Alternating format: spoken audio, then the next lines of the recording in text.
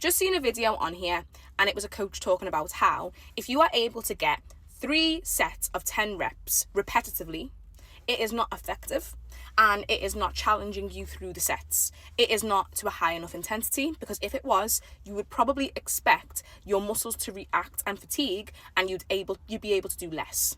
That is very, very true. Okay, that is very true. When you are looking at data from someone training, you can see that the reps decreasing is probably the fatigue kicking in and the effectiveness of the particular exercise they're doing. Now, this is true especially for beginners. However, when you progress in the gym and you've been in the gym for a long time, like I have, what you start to know is your own ranges and your own capabilities that are close to failure.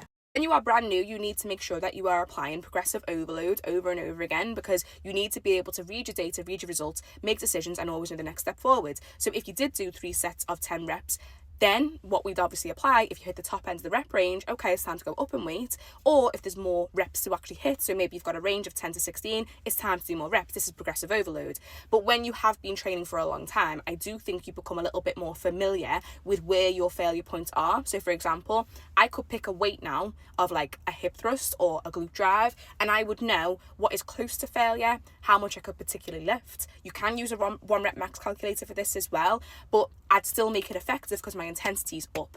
And this is why I do recommend having someone to help you, because they can also gauge, okay, like I can see your intensities, I can see your exertion, I can see if this is hard or not. And when you are going into the gym willy-nilly following programs, you don't have that same thing. Loads of the time, clients send me videos of them training, right? And I look at them and I'm watching the work and set, and I get to the end and I can see that they have more in the tank. So when they say, I was only able to get like 10, I know and I can judge that they were able to get more. And this is so key to why you cannot get the best results following willy-nilly programs, not having a plan, not having anything there, because you're not reading data, you're not sure if you're progressing every single week, you haven't got even like a second set of eyes to really understand your training capabilities as well. And effectiveness in training comes with reflection.